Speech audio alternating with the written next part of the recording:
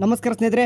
Okay, K E ಕಡೆಯಿಂದ ಒಂದು ಇವಾಗ ಈವ್ನಿಂಗ್ ಮೇಲೆ ಬಂದಿರತಕ್ಕಂಥದ್ದು ಮೇನಾಗಿ ನೀಟ್ ಸ್ಟೂಡೆಂಟ್ಗೆ ಒಂದು ಏನಂತಂದರೆ ನಿಮ್ಮೊಂದು ರೂಲ್ ನಂಬರ್ ಎಂಟ್ರಿ ಮಾಡ್ಲಿಕ್ಕೆ ಅಂತ ಬಿಟ್ಟಿದ್ರು. ಈಗ ಏನೊಂದು ದೊಡ್ಡ ಒಂದು 2 ಪೇಜಸ್ ಇರುವಂಥದ್ದು ಡೀಟೇಲ್ಡಾಗಿ ಓದ್ತಾ ಹೋಗ್ತೀನಿ, ನಾನಿಂದ ಫಾಲೋ ಮಾಡ್ಕೊಂಡು ಹೋಗಿ. ಇವಾಗ ಓಕೆ, ಡೈರೆಕ್ಟಾಗಿ ಬಂದುಬಿಡ್ತೀನಿ ವಿಷಯಕ್ಕೆ. UGNET 2025 ಕರ್ನಾಟಕ ರಾಜ್ಯದಲ್ಲಿನ ವೈದ್ಯಕೀಯ, ದಂತವೈದ್ಯಕೀಯ ಮತ್ತು ಆಯುಷ್ ಕೋರ್ಸ್ಗಳಿಗೆ ಪ್ರವೇಶ. ನಿಮಗೆ ಗೊತ್ತಿರುವಂತೆ ಸರ್ಕಾರ ನಿರ್ದೇಶನದಂತೆ 2025-26ನೇ ಸಾಲಿನ ವೈದ್ಯಕೀಯ, ದಂತವೈದ್ಯಕೀಯ, ಆಯುಷ್ ಕೋರ್ಸ್ಗಳ ಪ್ರವೇಶಕ್ಕೆ ಕರ್ನಾಟಕ ಅಂದರೆ KA UGNET 2025ರಲ್ಲಿ ಅರ್ಹತೆಯನ್ನು ಪಡೆದಿರುವ ಹಾಗೂ ಅರ್ಹತಾ ಮಾನದಂಡಗಳನ್ನು ಪೂರೈಸುವ ಎಲ್ಲ ಅರ್ಹ ಅಭ್ಯರ್ಥಿಗಳಿಂದ ಆನ್ಲೈನ್ ಮೂಲಕ ಅರ್ಜಿಗಳನ್ನು ಆಹ್ವಾನಿಸಿದೆ. ಓಕೆ, ಗೊತ್ತಿರಬೇಕು, ಇದಂತೂ ಗೊತ್ತಿದೆ. ಕಾಮನ್ ಏನು ಮಾಡ್ತಾರೆ ಅಂದರೆ ನೀಟಲ್ಲಿ ಏನೇನಿಲ್ಲ ಅಂತಂದರೆ ಈಗ MBBS ಮತ್ತು BDS ಮತ್ತು ಆಯುಷ್ ಏನು ಮಾಡ್ತಾರೆ ಅಂತಂದರೆ ಈಗ ಆಪ್ಷನ್ ಎಂಟ್ರಿ ಮಾಡ್ತಾರೆ, ಅದಕ್ಕೋಸ್ಕರ ಅಪ್ಲಿಕೇಶನ್ ಕರೆದಿದ್ದಾರೆ, ಎಲ್ಲನೂ ಕೂಡ ಆಗಿದೆ. ಸೊ ಹಂಗಾಗಿ ಈಗ UGNET 2025ರಲ್ಲಿ ನಿಗದಿಪಡಿಸಿರುವ ಕನಿಷ್ಠ ಅಂಕಗಳನ್ನು ಅಥವಾ ಅದಕ್ಕಿಂತ ಹೆಚ್ಚು ಅಂಕಗಳನ್ನು ಪಡೆದಿರುವ ಅಭ್ಯರ್ಥಿಗಳು ಮಾತ್ರ ವೈದ್ಯಕೀಯ ಅಷ್ಟು ಕೋರ್ಸಸ್ದು ಯುನಾನಿ, ಹೋಮಿಯೋಪತಿ ಮತ್ತು ಪದವಿ ಕೋರ್ಸ್ಗಳ ಪ್ರವೇಶಕ್ಕೆ ಈ ಕೆಳಗೆ ವಿವರಿಸಿರುವಂತೆ ನೋಂದಣಿ ಮಾಡಿಕೊಳ್ಳಲು ಅರ್ಹರಿರ್ತಾರೆ. ಯಾರಪ್ಪ ಅಂತಂದರೆ ಈಗ ಯಾರೆಲ್ಲ ಎಲಿಜಿಬಿಲಿಟಿ ಮಾರ್ಕ್ಸ್ ತೊಗೊಂಡಿದ್ರೋ ಅವರೆಲ್ಲ, ಎಲಿಜಿಬಿಲಿಟಿಗಿಂತಲೂ ಯಾರೆಲ್ಲ ಮಾರ್ಕ್ಸ್ ತೊಗೊಂಡಿದ್ರು ಅವರೆಲ್ಲ ಒಂದು ಸ್ಟೂಡೆಂಟ್ ಏನು ಮಾಡ್ಬೋದು, ನೀವು ಕೌನ್ಸಿಲಿಂಗ್ಗೆ ಪಾರ್ಟಿಸಿಪೇಟ್ ಮಾಡೋಕ್ಕೆ ಅಥವಾ ಇಲ್ಲಿ ರಿಜಿಸ್ಟ್ರೇಷನ್ ಆಗೋಕ್ಕೆ ನೀವು ಎಲಿಜಿಬಿಲಿಟಿ ಇದ್ದೀರಾ. ಸೊ ಹಂಗಾಗಿ ಈಗ ಏನಂತಂದರೆ SC or ST or OBC ಅರ್ಹತಾ ಮಾನದಂಡಗಳು ಕರ್ನಾಟಕದ SC ST or OBC ಅಭ್ಯರ್ಥಿಗಳಿಗೆ ಮಾತ್ರ ಅನ್ವಯಿಸುತ್ತದೆ. ಇದನ್ನು ನೆನಪಿಡುವರಿ. ನೆಕ್ಸ್ಟು ಅಭ್ಯರ್ಥಿಗಳು UGCET ಕಾಣಿಸ್ತಾರೆ 2025 ಈಗಾಗಲೇ ನೋಂದಣಿ ಮಾಡಿರುವ ಅಭ್ಯರ್ಥಿಗಳು ಏನು ಮಾಡಬೇಕು, ಈಗಾಗಲೇ ಏನು ಮಾಡಿದ್ರೆ ಈಗಾಗಲೇ ನೋಂದಣಿ ಮಾಡ್ಕೊಂಡಿತ್ತು ಅಂತಂದರೆ UGNET 2025 ರೂಲ್ ನಂಬರ್ ಮಾತ್ರ ನಮೂದಿಸುವುದು, ಹೊಸದಾಗಿ ಮತ್ತೊಮ್ಮೆ ಅರ್ಜಿ ಸಲ್ಲಿಸುವ ಅಗತ್ಯವಿಲ್ಲ. ಈಗಾಗಲೇ ಎಲ್ಲರೂ ಕೂಡ ನೀವು ಕೆಲವೊಂದಿಷ್ಟು ಹುಡುಗರು ಏನು ಮಾಡಿರ್ತಾರೆ ಅಂದರೆ ಈಗಾಗಲೇ ಅಪ್ಲಿಕೇಶನ್ KEದೊಳಗೆ ನೀಟು ಕೂಡ ಟಿಕ್ ಮಾಡ್ಕೊಂಡು ರಿಜಿಸ್ಟ್ರೇಷನ್ ಮಾಡ್ಕೊಂಡಿತ್ತು ಅಂತಂದರೆ ನೀವು ಮತ್ತೆ ಏನು ಕೂಡ ಮಾಡೋ ಅವಶ್ಯಕತೆ ಇಲ್ಲ.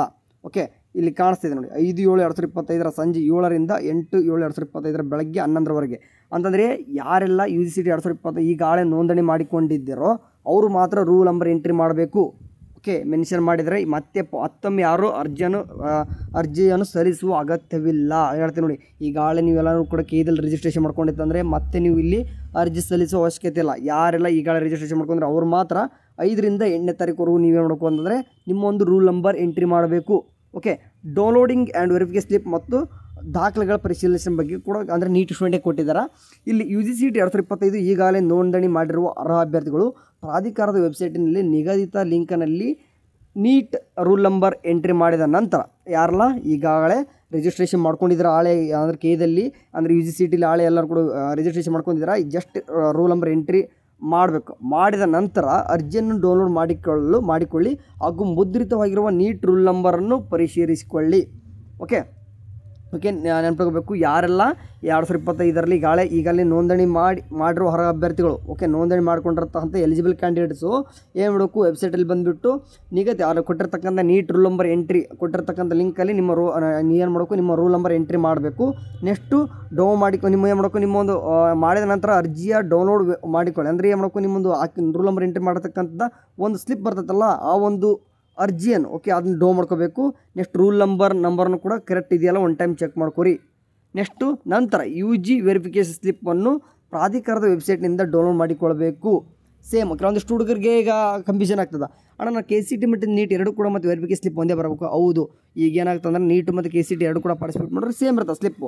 ಇನ್ ಕೇಸ್ KCET ಬರೋದಿಲ್ಲ, ನೀಟ್ ಅಷ್ಟೇ ಬರ್ತಿದ್ರು, ಅವ್ರಿಗೆ ಏನಾಗುತ್ತೆ ಅಂತಂದರೆ UG ವೆರಿಫಿಕೇಷನ್ ಸ್ಲಿಪ್ಪನ್ನು ಪ್ರಾಧಿಕಾರದ ವೆಬ್ಸೈಟಿಂದ ಡೌನ್ ಮಾಡಿಕೊಳ್ಬೇಕು. ಈಗಾಗಲೇ ದಾಖಲೆಗಳನ್ನು ಆನ್ಲೈನ್ ಮುಖಾಂತರ ಪರಿಶೀಲಿಸಿ ಮಾಡಿರುವ ಹಿನ್ನೆಲೆಯಲ್ಲಿ UGNETಗೆ ಪ್ರತ್ಯೇಕ ದಾಖಲೆ ಪರಿಶೀಲನೆ ಇರುವುದಿಲ್ಲ, ಹೊಸದಾಗಿ ಕ್ಲೇಮ್ ಮಾಡಲು ಅವಕಾಶ ಇರೋದಿಲ್ಲ. ಇದೊಂದು ತಲೆಲಿಟ್ಕೋರಿ. ನೆಕ್ಸ್ಟು NRI ವಾರ್ಡ್ ವೆರಿಫಿಕೇಷನ್ ಬಗ್ಗೆ ಸ್ವಲ್ಪ ಮಾತಾಡಬೇಕು, ಯಾಕಂದರೆ ಇದು ದೊಡ್ಡ ಮಟ್ಟಿಗೆ ಚರ್ಚೆ ಆಗ್ತದೆ. ಸೊ ಇಲ್ಲಿ ಏನಂತಂದರೆ only for candidate who have already claimed in the UGCET 2025 application. ಅಂದರೆ NRI ವಾರ್ಡ್ ಬಗ್ಗೆ ಮಾತ್ರ ಮಾತಾಡ್ತಿದ್ದೀನಿ. UGCET 2025 ಅರ್ಜಿಯನ್ನು NRI ವಾರ್ಡ್ ಕ್ಲೇಮ್ ಇರುವ ಎಲ್ಲ ಅಭ್ಯರ್ಥಿಗಳು, ಯಾರು NRI ವಾರ್ಡ್ಗೆ ಕ್ಲೇಮ್ ಇರುವಂಥ ಅಭ್ಯರ್ಥಿಗಳು ನೀಟ್ ರೂಲ್ ನಂಬರ್ ಎಂಟ್ರಿ ಮಾಡಿದ ನಂತರ ಕ್ಲೇಮ್ಗೆ ಸಂಬಂಧಿಸಿದ ಕರ್ನಾಟಕ ಅಂದರೆ KE ಪ್ರಾಧಿಕಾರ ಮಲ್ಲೇಶ್ವರಂ, ಬೆಂಗಳೂರು ಇಲ್ಲಿ ಆಫ್ಲೈನ್ ವೆರಿಫಿಕೇಷನ್ಗೆ ಮೂಲ ದಾಖಲೆಗಳೊಂದಿಗೆ 2 ಸೆಟ್ ಜೆರಾಕ್ಸ್ನೊಂದಿಗೆ ಮಾಡಬೇಕಾಗ್ತದೆ. ಡೇಟ್ ಕೂಡ ಕೊಡ್ತಾರೆ. ಅಂದರೆ ಯಾರೆಲ್ಲ NRI ವಾರ್ಡ್ಗೆ ಕ್ಲೇಮ್ ಮಾಡ್ಕೊಂಡಿದ್ದಾರೋ ಅವರು ಮಾತ್ರ ಏನು ಮಾಡ್ಬೋದು, ಆಫ್ಟರ್ ನೀವೆಲ್ಲ ರೂಲ್ ನಂಬರ್ ಎಂಟ್ರಿ ಮಾಡಿದ ಮೇಲೆ ಈ ಡೇಟ್ ಫಾರ್ ಎಕ್ಸಾಂಪಲ್ ಹೇಳ್ತೀನಿ, ನಿಮ್ಮೇನಾದರೂ ಓಕೆ ನಿಮ್ಮ ಆಲ್ ಇಂಡಿಯಾ ರ್ಯಾಂಕ್ 1 to 2 ಹಾಕಿತ್ತಪ್ಪ ಅಂತಂದರೆ ಡೇಟು 8ನೇ ತಾರೀಕು ಬರಬೇಕು. ಅದು ಯಾವಾಗ ಮುಂಜಾನೆ 9:30 ಹಿಡಿದ್ಬಿಟ್ಟು 1 ಗಂಟೆವರೆಗೂ ಕೂಡ ನಡೀತದೆ. ನೆಕ್ಸ್ಟ್ ಫಾರ್ ಎಕ್ಸಾಂಪಲ್ 2 ಲಕ್ಷದಿಂದ 4 ಲಕ್ಷವರೆಗೂ ನಿಮ್ಮದು ಆಲ್ ಇಂಡಿಯಾ ರ್ಯಾಂಕ್ ಇತ್ತಂತಂದರೆ ಅದೇ ಡೇಟು 8ನೇ ತಾರೀಕಿಗೆ ಏನು ಮಾಡಬೇಕು, ಮಧ್ಯಾಹ್ನ 2 ಗಂಟೆಯಿಂದ ಹಿಡಿದ್ಬಿಟ್ಟು ನೋಡಿ 2 ಗಂಟೆ ನಂತರ ಅದು ಸಾಯಂಕಾಲ ಅವ್ರು ಮುಗಿಯೋರು ಕೂಡ ಮಾಡ್ತಾರೆ. ಅಪ್ ಟು 4 ಲ್ಯಾಕ್ವರೆಗೂ ಇರುವಂತಹ ಆಲ್ ಇಂಡಿಯಾ ರ್ಯಾಂಕ್ ಸ್ಟೂಡೆಂಟ್ ಮಾಡ್ತಾರೆ. ಅಂದರೆ ಮೇ ಬಿ 5 ಗಂಟೆ ಆಗ್ಬೋದು, 6 ಗಂಟೆನೇ ಆಗ್ಬೋದು, ಹೇಳೋಕ್ಕಾಗಲ್ಲ. ಅಂದರೆ ಸ್ಟೂಡೆಂಟ್ ಮುಗಿಯೋರು ಕೂಡ ಮಾಡ್ತಾರೆ. ನೆಕ್ಸ್ಟ್ ಅದಾದ ನಂತರ ಸೇಮ್ ಅದೇ ರೀತಿಯಾಗಿ 9ನೇ ತಾರೀಕು ಬಂತಂದರೆ 4 ಲಕ್ಷದಿಂದ 6 ಲಕ್ಷ ಆಲ್ ಇಂಡಿಯಾ ರ್ಯಾಂಕ್ ಇದೆ, ಅವರು ಹೋಗಿ ಸಬ್ಮಿಟ್ ಮಾಡಬೇಕು. ಏನು ಹೇಳ್ತಿದ್ದಾರೆ ನೋಡಿ, ಇವು ಎಲ್ಲನೂ ಕೂಡ ಒರಿಜಿನಲ್ ಡಾಕ್ಯುಮೆಂಟ್ಸ್ ಇರಬೇಕು, ವಿತ್ 2 ಸೆಟ್ ಜೆರಾಕ್ಸ್ ಇರಬೇಕು. ಬೆಟರ್ ಎಲ್ಲರಿಗೂ ಕೂಡ 2 ಸೆಟ್ ಕೂಡ ಏನು ಮಾಡ್ಕೊರಿ, ಒಂದು ಗೆಜೆಟೆಡ್ ಆಫೀಸರ್ ಸೈನ್ ಕೂಡ ಮಾಡಿಸ್ಕೊಂಡು ಹೋಗ್ಬಿಡಿ. ಮೀನ್ಸ್ ಅದಕ್ಕೇನಂತ ನಾವು ಗೆಜೆಟೆಡ್ ಆಫೀಸರ್ ಸೈನ್ ಅಂತ ಕರಿತೀವಿ. ಓಕೆ, ಮಾಡಿಸ್ಕೊಂಡು ಹೋಗಿ, ಅಥವಾ 2 ಸೆಟ್ ಜೆರಾಕ್ಸ್ ಅಂತ ಅಷ್ಟೇ ಮೆನ್ಷನ್ ಇದೆ. ಮೆನ್ಷನ್ ಆದಷ್ಟಾದರೂ ಅಟ್ಲೀಸ್ಟ್ ಒರಿಜಿನಲ್ 1 ಸೆಟ್, 2 ಸೆಟ್ ಅಂದರೆ 3 ಸೆಟ್ ತೊಗೊಂಡ್ರು ಕೂಡ ಏನು ಕಡಿಮೆ ಇಲ್ಲ, ತೊಗೊಂಡ್ರಿ. ನೆಕ್ಸ್ಟ್ 10ನೇ ತಾರೀಕು ಬಂದುಬಿಟ್ರೆ ಅದೇ 8 ಲಕ್ಷದಿಂದ 10,000 ಬೆಳಗ್ಗೆ ಹೋಗ್ತಾರೆ. ಮಧ್ಯಾಹ್ನ 10 ಲಕ್ಷದಿಂದ ಮೇಲೆ ಎಷ್ಟು ರ್ಯಾಂಕ್ ಇದ್ದವರು ಕೂಡ ಮಾಡೋದು last rank eligible candidate. Okay, ಅದೆಷ್ಟು ಕೊಟ್ಟಿದ್ದಾರೆ ನೋಡಿ, 13 ಲಕ್ಷ ಹತ್ತತ್ರ ಇದ್ದೀರಾ, ಆಜುಬಾಜು ಇದ್ದೀರಾ, ಅಷ್ಟೊಂದು ಸ್ಟೂಡೆಂಟ್ ಆಲ್ ಇಂಡಿಯಾ ರ್ಯಾಂಕ್ ಇರೋರು ಹೋಗಿಬಿಟ್ಟು ನಿಮ್ಮದು NRI ವಾರ್ಡ್ಗೆ ಕ್ಲೇಮ್ ಮಾಡಿರೋಂಥ ವಿದ್ಯಾರ್ಥಿಗಳು ಮಾತ್ರ ಹೇಳ್ತಾ ಇದ್ದೀನಿ ನಾನು. ಓಕೆ, ಮೊದಲೇ ಮಾಡಿದವ್ರದ್ದು ಏನೂ ಅವಶ್ಯಕತೆ ಇಲ್ಲ. ಓಕೆ, ನೆಕ್ಸ್ಟು ಇದು ಒಂದು ಸಪ್ರೇಟಾಗಿ ಒಂದು college, ST John's medical college ಇವ್ರಿಗೆ ಏನಪ್ಪ ಅಂದರೆ, ಇವ್ರ ಕಾಲೇಜ್ ಇರುವಂಥ ಸ್ಟೂಡೆಂಟ್ ಕ್ಯಾಟಗರಿ 2 ಟು ಕ್ಯಾಟಗರಿ 8 ಇರುವಂಥ ಕ್ಲೇಮ್ ಮಾಡಿರೋ ಎಲ್ಲ ಅಭ್ಯರ್ಥಿಗಳು ST ಜಾನ್ಸ್ ಸಂಬಂಧಿಸಿದಂತೆ ಆಫ್ಲೈನ್ ವೆರಿಫಿಕೇಷನ್ 9 ನೋಡಿ 8, 9, 10 ಈ ಒಂದು ಸ್ಟೂಡೆಂಟ್ NRI ವಾರ್ಡ್ಗೆ ಬರಬೇಕು. Next ST John's medical college ಇದಕ್ಕೆ ಏನಾದರೂ ನೀವು ಇರಬೇಕಂತಂದರೆ 9, 10 ಇದೆ ನೋಡಿ. ಈ 9, 10ರಂದು medical college counselling room ground floor ಎಲ್ಲಿ ಹೋಗಬೇಕು, ಕೇಗಲ್ಲ medical college counselling room ground floor ST John's medical college Koramangala Bengaluru. ಇಲ್ಲಿ ಎಲ್ಲ ಅಗತ್ಯ ಮೂಲ ದಾಖಲೆಗಳೊಂದಿಗೆ ಖುದ್ದಾಗಿ ಹಾಜರಿರಬೇಕು. ಓಕೆ, ಯಾವುದು ಈ ಒಂದು ಕಾಲೇಜ್ಗೆ ಯಾರೆಲ್ಲ ರಿಸರ್ವೇಷನ್ ವೆರಿಫಿಕೇಷನ್ ಮಾಡಿಸ್ಕೋಬೇಕತ್ತೋ ಅವ್ರು ಮಾತ್ರ. ಓಕೆ, ಇದೊಂದು ಕ್ಲಿಯರಾಗಿ ನಿಮಗೆ ಕೊಟ್ಟಿರ್ತಕ್ಕಂಥದ್ದು. ನೆಕ್ಸ್ಟ್ ಕೆಳಗಡೆ ಇನ್ನೊಂದು ಕೊಟ್ಟಿದ್ದಾರೆ, ಇನ್ನೊಂದು ಎಲ್ಲ ಅಗತ್ಯ ಮೂಲ ದಾಖಲೆಗಳೊಂದಿಗೆ ಖುದ್ದಾಗಿ ಹಾಜರಿರಬೇಕು. ಆ್ಯಂಡ್ ಅಭ್ಯರ್ಥಿಗಳು ಪರಿಶೀಲನೆ ಹಾಜರಾಗಿರಬೇಕಾಗಿಲ್ಲ. ಓಕೆ, ಅಂದರೆ ಅಭ್ಯರ್ಥಿಗಳು ಪರಿಶೀಲನೆಗೆ ಹಾಜರಾಗಬೇಕಿಲ್ಲ.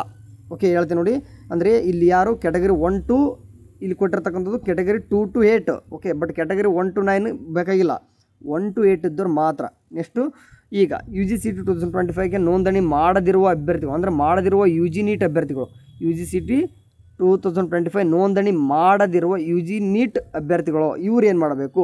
ಓಕೆ, ಇಲ್ಲಿ ನೋಡಿ 7/7/2025 ಮಧ್ಯಾಹ್ನ 1ರಿಂದ 10/7/2025 ಬೆಳಗ್ಗೆ 11ರವರೆಗೆ ಹೊಸದಾಗಿ ಅರ್ಜಿ ಸಲ್ಲಿಸುವುದು, ಹೊಸದಾಗಿ ನೋಂದಣಿ ಮಾಡುವ ವಿಧಾನ, ಯಾವ ಅಭ್ಯರ್ಥಿಗಳು ದಾಖಲೆಗಳ ಪರಿಶೀಲನೆ ಹಾಜರಾಗಬೇಕು ಮತ್ತು ಇತರ ವಿವರ ಸೂಚನೆಯನ್ನು ಸದ್ಯದಲ್ಲಿಯೇ ಪ್ರಕಟಿಸಲಾಗುವುದು.